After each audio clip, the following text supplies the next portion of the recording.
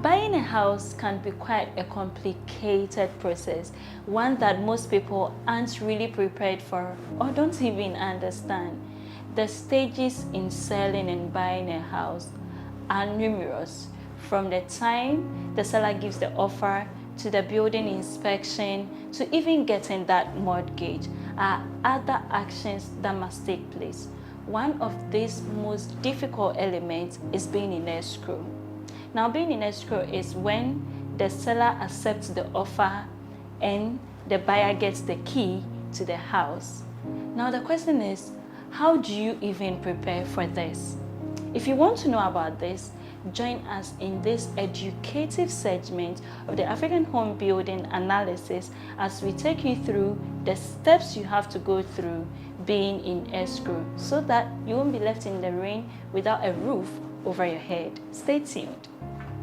Hello, welcome to African Home Building Analysis, brought to you by PE Live. My name is Nanaya Ocherebia. This is your one-stop place for all conversations on real estate construction, property, everything you need to know.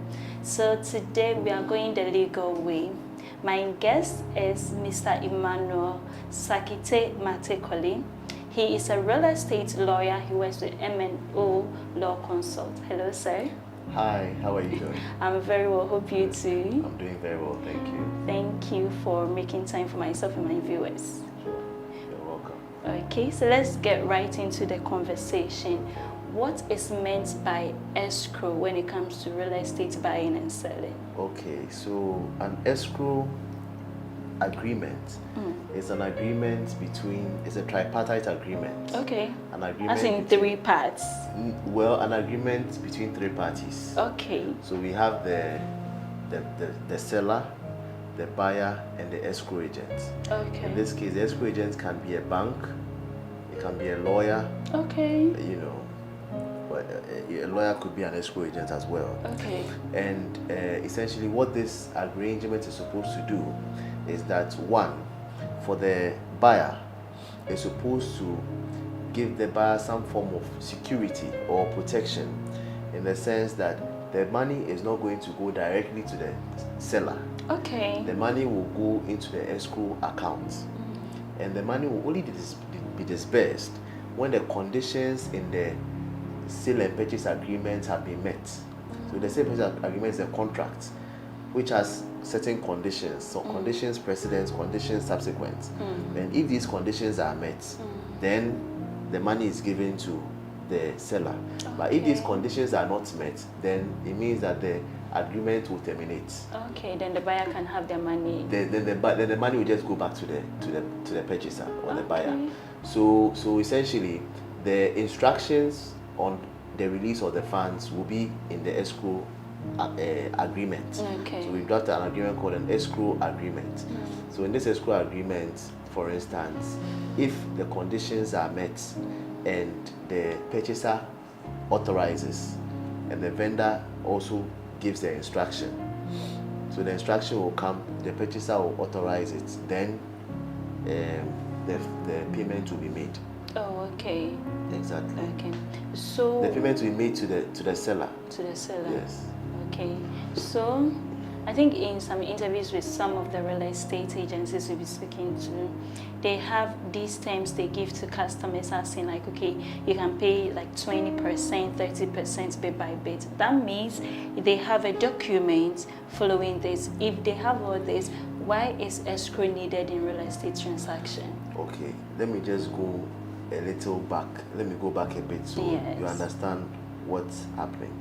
So I mean, this basically was developed by myself and one of the realtors, Ewell's Realty. Okay. And essentially, you know, we were trying to find a solution to how to essentially unlock transactions, ensure that people have some form of confidence in the system, and they can essentially pay money for transactions to happen in Ghana. And so the escrow arrangement was born. And in the escrow arrangement, we have all the players in the ecosystem involved. Okay. So we have surveyors, trusted surveyors that we work with. Okay. We have valuers. We have building inspectors. We also do the stamping and the registration of the document. We wanted to create a one-stop shop where the purchaser, once they are given the settlement statement, the settlement statement essentially is a statement on how much money has been paid and what the monies are being used for. Another day, the balance will be created. Correct. So if there's a balance, it will go back to the purchaser. If after everything there's some owing, the purchaser will be informed of that. So essentially, this is the escrow arrangement captures everything. But what happens is that in this arrangement, the realtor will send me the customer's profile, and then I will use that customer's profile to create the escrow agreement and the sale and purchase agreement. Okay. So the escrow agreement is to ensure that the seller, the purchaser, and the escrow agent have a contract, and the contract is going to stipulate when an instruction can come and when funds can be released. Okay. You follow me? And at what time it can be done. And it also has instructions on whether the escrow account should be an interest-bearing escrow account or not. All right. Okay. Okay. So not to cut you short, yeah. it looks like you are going somewhere I'm very interested in. So I want to add this question so that you answer it all together. You see, most of the real estate agencies in Ghana operate in this way. When I was asking my question, I was telling you that some of them allow their customers to pay in bits by bits. So what they do is, when they are beginning the construction, some people allow customers to start paying in the beginning of the construction and all that.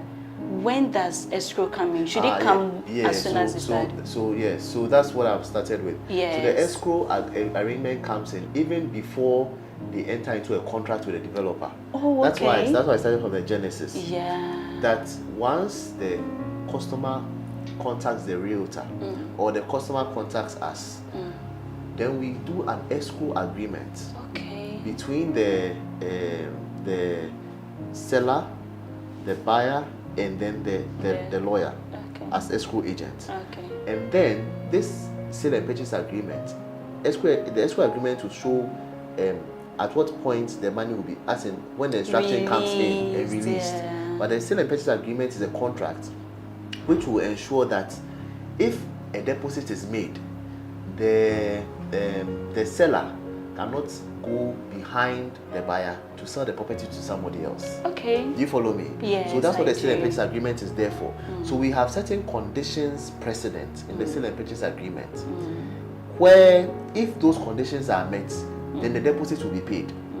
So for instance, if as part of the condition, we require it's a requirement that the foundation should be completed before the initial payment is made. Then we'll send a building inspector to the site to ensure that the foundation is completed. And then once the building inspector has confirmed in writing that the foundation has been completed, then we communicate it to the purchaser, who is the client. And then once the instruction comes in and the vendor confirms, then the payment is made. Okay. So the payment is made pursuant to the terms in the sale and purchase agreement. Okay. So to confirm that I understand everything you're saying in layman terms, can I say that the escrow agent or agency is the neutral or third party? Exactly. Yes. Exactly. Between the buyer and the seller. Yes. So, but the escrow agent is the neutral third party in terms of payment and stuff like that. So that is one role that we play. Okay. All right. But then another role that we play as real estate lawyers is to ensure that the purchaser is buying a property which is free from encumbrances. So this is all part of the services that we can offer the prospective purchaser. So as part of the agreement, we could also perform due diligence. Okay. Or conduct due diligence on the property to ensure that there are no issues. Before we even enter into the sale and purchase agreement, we have to conduct due diligence to ensure that, one, the person actually owns the property. Because if that one requires that we do a search and lands commission, because if the person does not own the property, then there is no basis for you to enter into a sale and purchase agreement with that person. You follow me? Number two, we conduct a search at the High Court to find out if there's litigation on the land. Yes. Because if there's litigation on the land, then we need to know where has the litigation gotten to, who is winning. I mean, we need to know whether the outcome of that litigation will affect the purchaser adversely or not. And if it is something which is not worth our while, we will not pursue it. So there will be no need for us to even enter into a sale and purchase agreement. We need to find out if there's ground rent has been paid. Because if ground rent has not been paid, what it means is that the allodial owner, that is the original owner of the land, which is the first person who actually owns the land forever, can come for the land. Okay. Yes, because ground rent has not been paid to them, so they can come for the land. I mean, subject to going through certain procedural requirements by law. Then we also do a search at the Land Use and Spatial Planning Authority. Okay. This is a place where you find out whether the land has been zoned for residential purposes, commercial purposes, etc. So, and then I also advise my clients that you do a search at the Customary Land Secretariat if that has been set up, because now the law requires that families, clans, and stools set up a secretariat which is similar to the Lands Commission, called a Customary Land Secretariat. So you also inquire if they have a Customary Land Secretariat, you do a search there.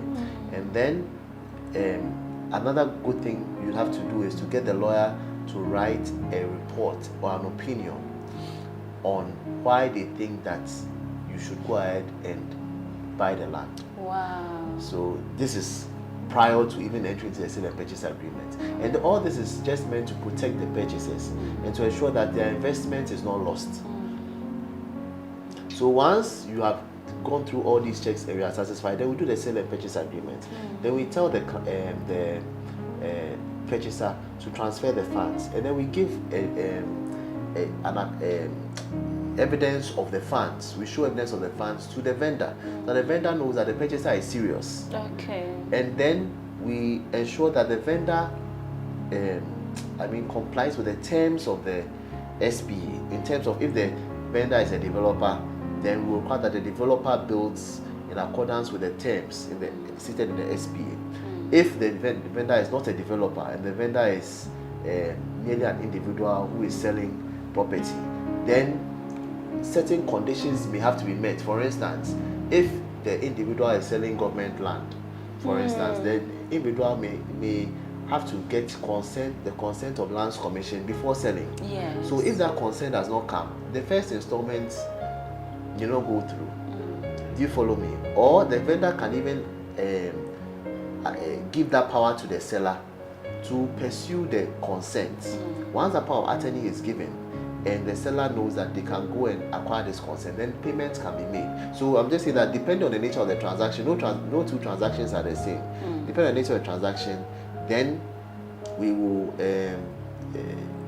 set out or let you know what the services required are, and then if we agree, we can proceed on that basis. Okay. So does this mean that I can employ the services of Escrow even when I'm not buying a full constructed building, I'm buying just land? Yes, just pure land. You can get. Okay. Yes. Essentially, the escrow is just there to ensure that you don't give the money to the vendor. Yeah. When the vendor has not done all that he or she is required to do in order to give you a good and unencumbered title. Okay. Do you follow me? Okay. Yes. So the vendor will see that the funds are in the account and everything, but they can't they have only it have to, on. they only have to meet certain requirements before the Okay. funds will be disbursed to them. I think that's fair. That's fair, especially for sellers, and then mean, even for the buyers, yeah, I mean, because look, in my experience, payments have been made to vendors, yes. and then when immediately they receive the payments, then they fail to do what they say they will do, and Even And getting your people money back becomes a even pay problem. for land, and then it comes out like, oh, the family were not in agreement. So it's just one black sheep of the family who is selling the family Yeah. land, and it becomes a problem. So I think this is fair. But where does the law of the land come in when it comes to escrow transactions? Well, look, escrow transactions are mainly contractual. Okay. All right. This um, basically this arrangement was also born out of a law which was recently passed, the Real Estate Agency Act, Yes. which allows brokers who are qualified, and these brokers, some of them could also be, lawyers could also qualify as brokers. Okay. But it allows brokers to do real estate transactions, including drafting agreements and stuff like that. Right. Yes, it's basically revolutionized the land law in Ghana, and because of the presence of this law, that is why we decided that, look, why don't we we work with the realtors to Okay. ensure that things are done properly. Yes. Because although the law has been passed, there's an institution that is supposed to create standards. It's called the Real Estate Agency Council, and I'm not aware of them being established yet. So because the standards have not necessarily been set out, so the lawyer has stepped in to ensure that there's a standard. Yeah. You follow me? And we are trying to use the highest standard. That is why I'm telling you that we have to do all the things that are required. I'm talking about a due diligence. You have to do all the things that are required by law to ensure that the purchaser is protected. Yeah, but I think the agency council is there. They've been established. They have been. They Okay. have been. We had a conversation with Okay. them months back. Okay. But my next question is: so in a situation where a developer is constructing with like international funds, foreign funds, what is your advice as an escrow agent or as a lawyer? And then if you're explaining this, can you explain with some examples? You mean a developer is constructing With international funds? Okay. Yes. What's your advice for such developer, and even for the buyer who is coming in to buy, because the funds aren't even from this place? Okay. Yes. So as in terms of using the escrow, Yes. As like escrow, what is your advice for both the seller and the buyer? okay, well, if I understand your question correctly, I'm just simply asking what advice I would give to somebody who wants to buy from a developer. Is that what you're saying? Yes, but this developer, the advice is going to be in two parts. Okay. You are giving the advice both to the person who is selling, because the funds are not his. Okay. He is developing with international funds. Okay. So you mean the funds are coming from the outside the country. from the purchaser or from a bank? Now you're advising two different people. Okay. You're advising me as a developer. Yes. I am developing, but I'm not developing with my own money. I didn't take loan from the bank Yes. or mortgage. Okay. I got funds from an international organization Okay. or from a foreigner. Okay. Let's say an investor from outside Ghana comes to push funds into my business or into this project that I'm doing. Okay. What is your advice? Okay, As so let's start does with that. escrow Let's even start- come in? Yes. Yeah, let's start with that first, so we don't. Okay. Yeah. So yes, my advice to a developer is this: if you are going to use funds, Yes. an investor's funds, or be it a loan from abroad or whatever, Yes. to do a project in Ghana, first of all, you ought to ensure, you the developer, that you are a validly existing entity. Okay. And that your exposure is not so high. And what do I mean by a validly existing entity? So in Ghana, if you set up a company, you will get a certificate of incorporation, which means that you have established a company. But that doesn't mean that you are validly existing. You just have a company. Now you ought to open a bank account, and if you have foreign shareholders, you register with GIPC. Okay. Do you follow? Now, after registering with GIPC, you also have to register with the Ghana Revenue Authority to pay taxes to the government. So you have to pay PAYE, you also have to pay corporate taxes. You even pay VAT every month. Then, after GRA registration, you also have to register with the pension authority. Pension authority, we call them the Social Security National Investment Trust, which is SNET, because the pension authority, you are paying, the law requires or mandates you to pay contribution, make contributions towards your employees' pensions, and this is by law. If you don't make these contributions, it's an offense. You can be jailed for it. Wow. There's a court that is held every Saturday for people who are who operate contrary to that law. So every Saturday, yes. So that's this is a key requirement. Sorry about this. No.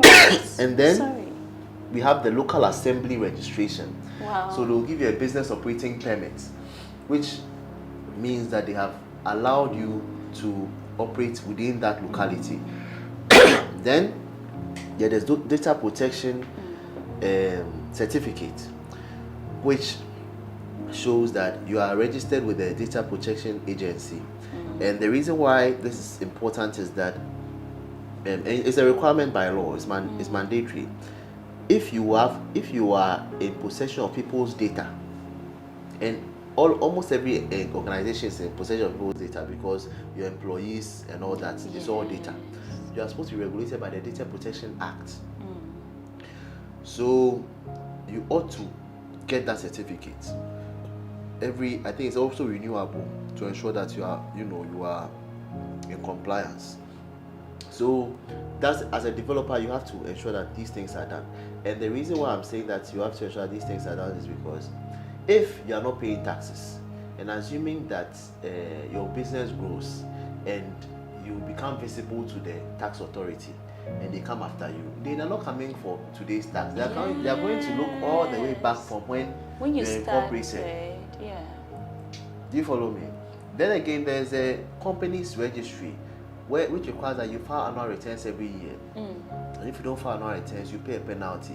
If you incorporate a company and you don't file your annual returns on a yearly basis, and they find out, they are going to go back to when you incorporated and calculate from when you ought to have been filing your annual returns and apply the penalties. Wow. So this is all an exposure. So if you are using borrowed funds or somebody's funds, you have to ensure that your exposure is minimal. Yeah. You are not that exposed as a company, right? So that is one thing that you have to deal with. Then you also have to check out the documentation in respect of the land that you are going to develop. Is it stool land? Is it family land? Is it government land? If it is either of these, the procedure for acquiring them differs.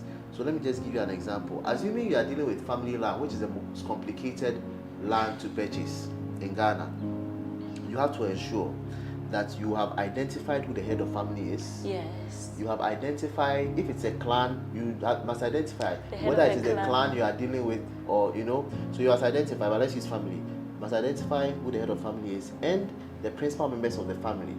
And then you do an agreement with these people. And then you also have to do a family resolution and get as many family members as possible to sign this resolution endorsing the fact that you should enter this transaction with Mr. A, who is the head of family, and Mr. B, C, D as principal members, and endorsing the fact that they are the only ones who should sign all the documents in relation to the family land. Okay. Then you have to pay ground rent to the office of the administrator of stool lands, the administrator of family lands, because that is the practice. That is the practice. That there's the office of administrator of stool lands, which by the constitution is supposed to receive rent on stool lands. Okay. But the practice has been that when you go there, they also receive rent in respect of family lands too. So you have to ensure that ground rent is paid, to the stool administrator of stool lands in respect of these lands. Then you have to ensure that there's no litigation on the land and all the other things I said earlier. The zoning and everything is okay. Once these things have been done, you go ahead and stamp the documents. When you pay stamp duty, it's a tax, so it means you are paying tax to the government. You stamp the documents and then you register it. Once these things are done, then I believe you can build. You can start building and get a building permit. Yeah. Get a building permit. If the building permit expires, it's valid for a period of 5 years. When it expires, renew it, but get a building permit before you build. So I liked this explanation because initially I was thinking the escrow service is favoring only the buyers, but I'm now seeing how it's favoring the person who is even selling too. But does it also favor, or do you offer services for financial institutions? No, not yet. Oh, Not okay. yet. We are now developing The it. whole So process. yes, so Okay. now we've been dealing with individuals and companies who are looking to buy property.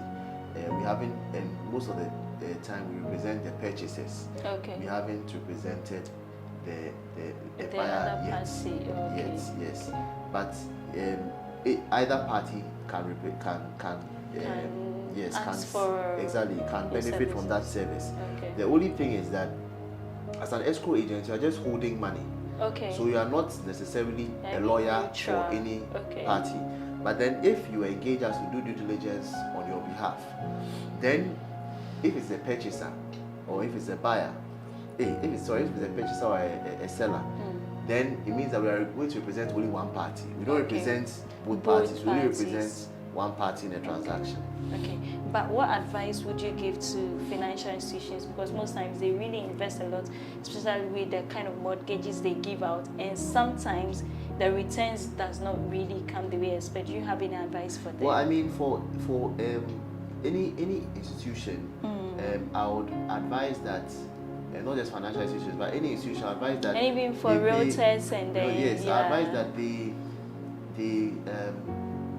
engage the services of lawyers. Okay. And this may be either in-house lawyers or external counsel. But the thing is that conveyancing is law. You get me? Conveyancing, as in the transfer, the buying and selling of land, is law. In fact, the Land Act shows what can make a contract enforceable or otherwise. And it says that if you are buying property and the purchaser has not signed and the vendor and the seller has not signed, the document cannot be enforced against either of them. So these are very technical rules. It says that the conveyance must be in writing. It says that conveyance must be drafted by a legal practitioner. Legal practitioner does not include somebody who has been suspended. So everything in this thing is a bit technical. So you ought to engage the services of somebody who is in that field to assist, in that regard. That for me will be half of the problem solved. Okay. Okay. So initially I was telling you that the Ghana Property Awards works with the ministry, works in housing, but the focus has always been on the transaction process. Is there any other part of the process that you think we should also be looking at when it comes to the property awards? We've always been focused on the transaction process of the whole real estate thing. What other parts of the process should we be looking at? So when you say transaction, if I would appeal, as in like the buying and the selling, especially even with our awards, mostly are those who are selling middle luxurious, those who are selling for middle income earners and other things. Yes. I think that when it comes to property, right, there are many other players who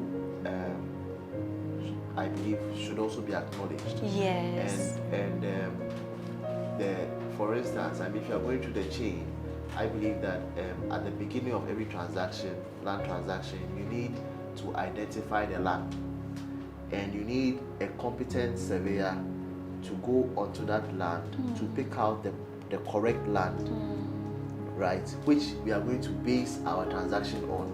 So first of all, the transaction will start with the surveyor.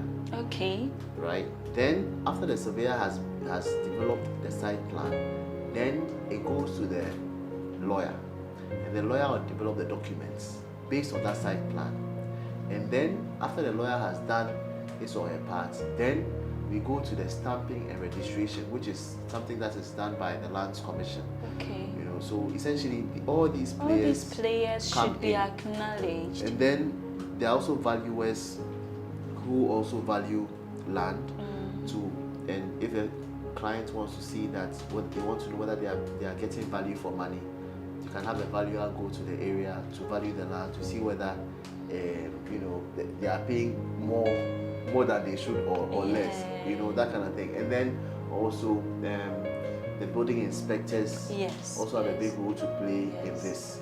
Even the district assembly, have a big role to play. There are certain assemblies who are doing very well, in terms of collecting property rates, in terms of their zoning and stuff like that. There are some who are doing incredibly well, and then there are also some who are just relaxing.